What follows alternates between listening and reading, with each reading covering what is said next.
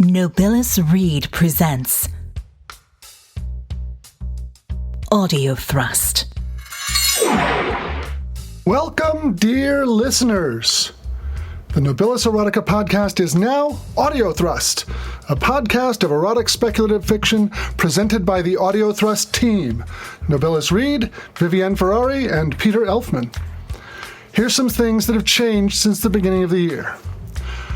First of all, the first half of the Nobilis Erotica podcast, episodes 1 through 250, have been pulled from the public podcast. Selected episodes have been made available to Patreon supporters, archived on the Patreon website. This was the era mostly when what I was posting was my own work.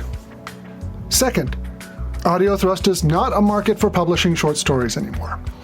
We're going back to the roots of the podcast, and everything here will once again be written by me.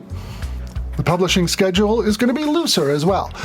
We'll be publishing stories as they're ready, and then going on hiatus again until the next story is available.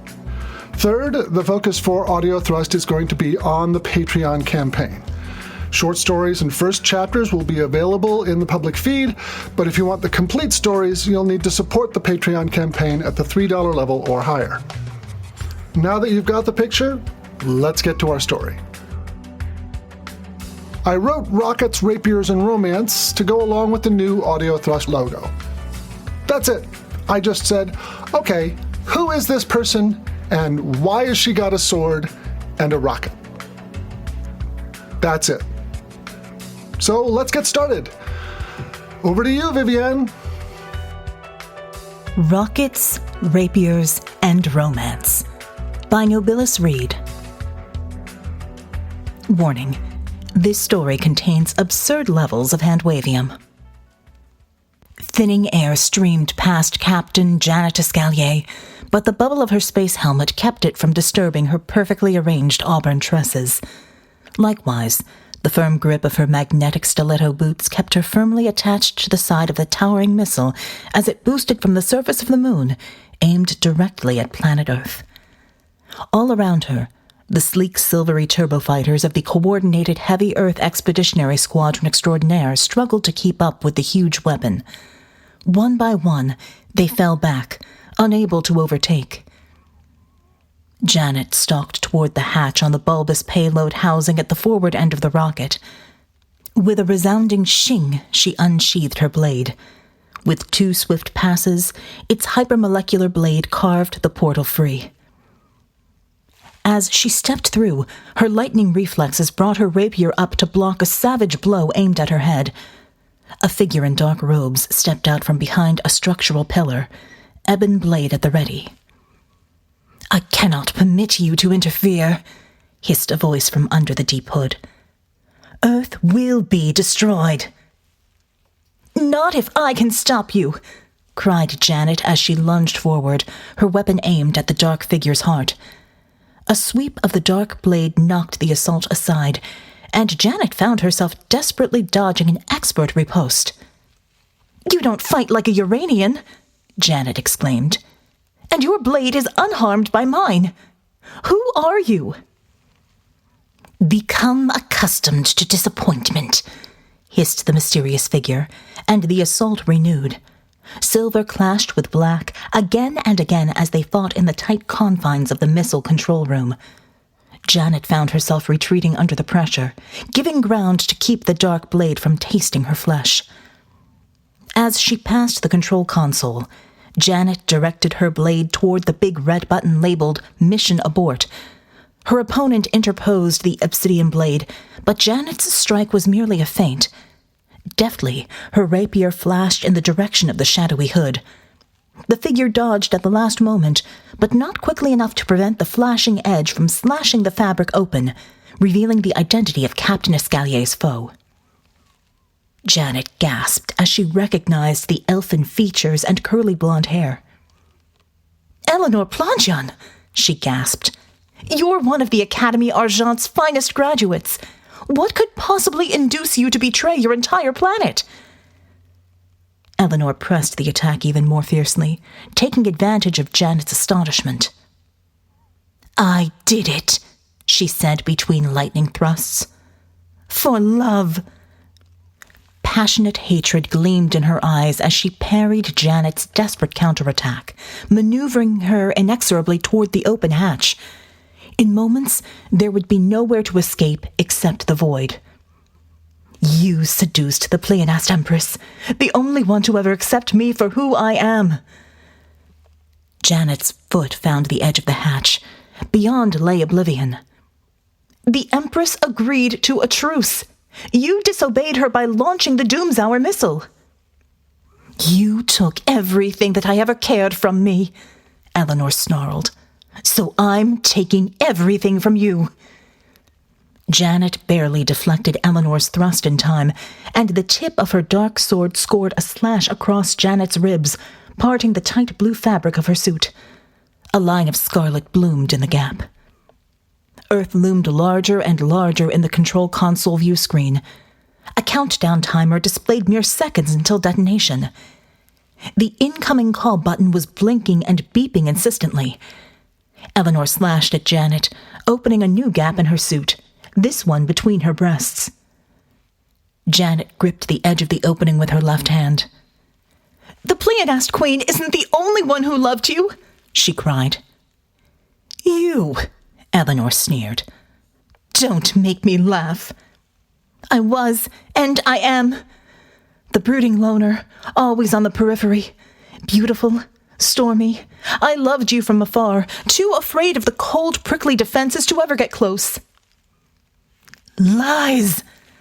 Eleanor slashed again, scoring another grazing wound along Janet's arm, wrist to elbow, slicing open the sleeve. "You never spoke even a word to me. Too busy with your nepotistic friends, plotting how to cheat the next exam or blackmail the next professor." "I did what I had to survive," Janet screamed, narrowly avoiding another attack. Eleanor's blade dug into the hull, granting Janet a moment to push past as the woman in black pried her weapon free. Janet dashed to the communications screen and hammered the mission abort button with her fist. The missile abruptly spun about, headed back towards the moon. The rapid maneuver flung Eleanor and Janet around the control deck, landing them in a pile between a pair of stanchions. Their blades scattered across the floor, hilts intertwined, and fell out of the open hatch. Janet's bubble helmet rolled into a corner. "You fool!" spat Eleanor as they tussled. "The missile is almost out of fuel. When it runs dry, it will crash to the surface and detonate. You have only delayed the inevitable." "Where there is life, there is hope," Janet replied.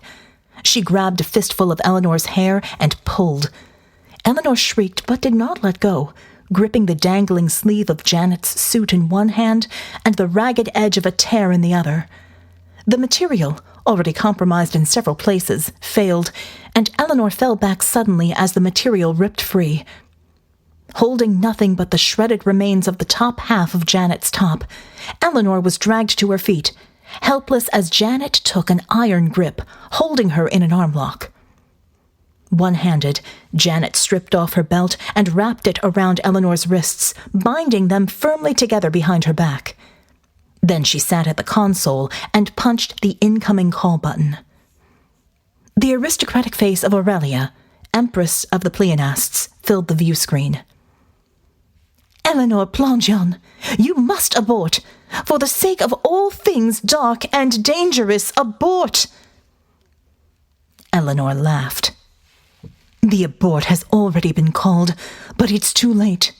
In moments, Earth will be engulfed in the shadow fire, the greatest funeral pyre of all time."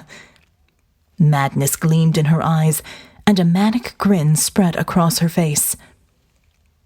"Your Majesty," Janet interjected, "we can still save this. The turbofighters of the Combined Heavy Earth Expeditionary Squadron Extraordinaire are still following, are they not?" "Yes, our telescopes have them arriving shortly." Janet's fingers danced over the communication consoles, twisting dials and flipping switches. "Attention, all cheese turbofighters. This is Captain Janet Escalier. Rendezvous at once with the Doomshour missile and be ready for fuel transference. If each of you contributes your excess fuel to the ship, we can reach orbit and prevent disaster. Turbofighter leader here. We've gone back and forth to the moon. We don't have any excess fuel. We've got barely enough to make it back to base. We're talking Armageddon, Turbofighter leader. Transfer everything except what you need to get clear, then eject. Saving your ship won't matter if Earth is destroyed. Roger, Captain. All right, everyone, let's get to it. Claiborne, you're first. Janet took a deep breath and leaned back in the seat. She watched in the view screen as the turbofighters flew up next to the missile, extended their hoses, and squirted their precious fuel into the missile's tank. Then they fell away, engine sputtering, the pilot bursting free of the cockpit to plummet toward Earth, where their seat would deploy emergency airfoils to allow them to glide safely to land. You always were a quick thinker, Eleanor observed, standing behind the chair. Janet spun around to find Eleanor regarding her with an icy stare. By the stars, even your tits are perfect. The Empress's face reappeared on the screen. I'm receiving information from the Académie Argent that your trajectory is on course to reach orbit safely. Eleanor hung her head in shame. I'm such a failure. I can't even destroy the world properly. Hey, buck up, said Janet. You fought me to a standstill. That's no easy feat. I was kicking your butt, Eleanor muttered. Janet looked down at her scratches and the tattered state of her spacesuit. You were absolutely kicking my butt, she admitted. Passion makes us do stupid things sometimes. Eleanor, said the Empress, I have many consorts. Why did my time with Janet cause this unfortunate reaction when seeing me with Karen, Lilu, Boopsy, or Gilaguna did not? Eleanor screwed her eyes shut and leaned her head back. As if saying it out loud caused physical pain, she said, Because I wanted her too. I wasn't just jealous of Janet and all the things she's done with herself. I was jealous of you. Eleanor fell to her knees. I've been such a fool. We all are, when it comes to love and passion. Janet leaned in and kissed Eleanor tenderly on the lips. Just then, the engines sputtered and died, leaving a profound silence. Janet and Eleanor floated up from the deck as the force that had held them to the deck ended. Oh, my microgravity, Eleanor cooed. I haven't felt this since the Academy. I think you should unbind your prisoner, said the Empress. I don't think she's going to make any more mischief. Eleanor nodded. I promise. Janet turned Eleanor's body around and undid the belt, letting it float free. Eleanor turned herself back to face Janet and pulled her in for a passionate kiss. I've wanted to do that for so long. You didn't need to destroy a planet to get my attention, said Janet. But now that you've got it, what do you want to do with it? This. Eleanor pulled Janet's body close, pulling her face between those perfect breasts, and then blew a perfect motorboating raspberry. Janet laughed and pulled Eleanor up for another kiss. Who says villains don't have a sense of humor? You two have entirely too many clothes on, said the Empress. Take them off. As you command, said Janet, and undid the clasp holding Eleanor's cloak in place. It floated away, undulating. She then pulled the zipper down from Eleanor's neck, slowly exposing her flawless skin. Peeling back the tight black leather, Eleanor's breasts popped free, quivering enticingly in the weightless environment. Janet gave in to the enticement, pulling Eleanor closer to nuzzle the hardening nipples. Eleanor giggled and sighed, and then said, I have an idea. She took Janet's wrists in hers and then spun her around so that they were upside down to each other. Laughing at the awkwardness of the situation, They maneuvered closer so that their mouths could find nipples and begin mutual pleasuring. The Empress squawked in frustration. "The camera has gotten covered!" The discarded cloak had drifted onto the console, obscuring the lens. Janet and Eleanor both laughed. "Should we let our glorious Empress in on the fun?" asked Eleanor. "Maybe we should just let her listen and imagine." "I demand that you clear the camera," the Empress cried. "If you do not, there will be great punishment awaiting when you return." "Promises, promises," chuckled Eleanor. The Empress growled. The pair readjusted their positions so that they each faced the other's navel. Janet's belt was already off, so Eleanor merely rolled the tattered remains of Janet's suit off of her lower body until it could be kicked off. Janet undid the black buckle of Eleanor's black belt to let the zipper continue downwards until her suit as well could be kicked free. Janet pressed a button on her magnetic stiletto boot and released it in the direction of the console. It stuck to the metal with a tunk and held the bundled fabric in place over the communications camera. "Now then," said Janet, caressing Eleanor's hips, "let the feast begin." "No, wait," said Eleanor, pushing away. "The Empress and I had this problem when we tried mutual pleasure. It looks good for spectators." "Of which there are precisely none," the Empress grumped. Eleanor ignored the interruption. "It looks good for spectators, but it's rather unsatisfying in reality. You can't really concentrate on what you're doing, and as a result, it's just frustration for both." "All right, then. Who goes first?" "Rock, paper, lizard, scissors, Spock." "Agreed. On 3. 1, 2, 3. Both Eleanor and Janet chose scissors, provoking another round of laughter. "What? What's funny?" cried the Empress. "I think that's a great idea," said Janet. In zero gravity, it was fairly simple, though not precisely easy, to maneuver their bodies and twine their legs to bring their nether lips together.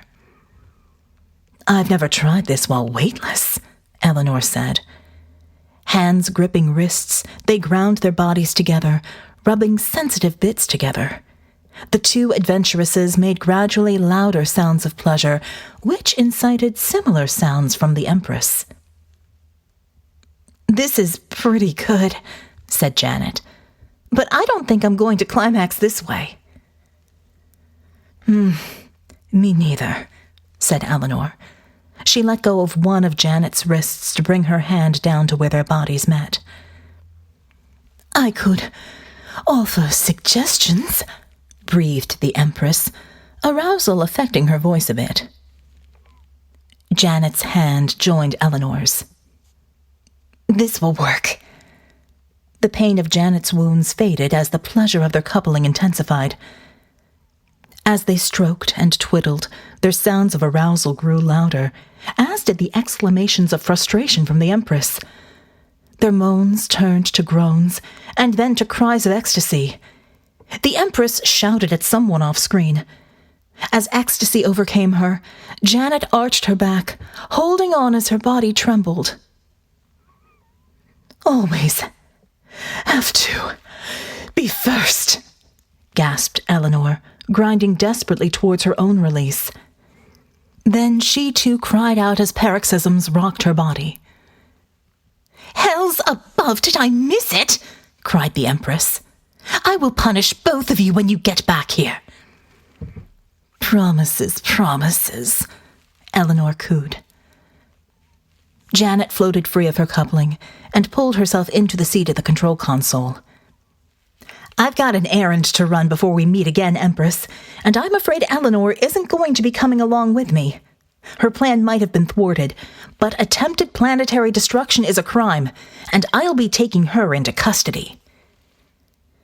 "I think not," exclaimed the Empress. Your cheese turbofighters are all at the bottom of the Pacific Ocean, leaving me the perfect opportunity to retrieve the Doomshour missile, and both of you as well. The Empress's face disappeared from the screen, replaced by a view of dozens of pleonased saucers surrounding the missile, cables extending between them. The missile lurched as it struck the net, and then again as the saucers changed direction, hauling the missile back out into space.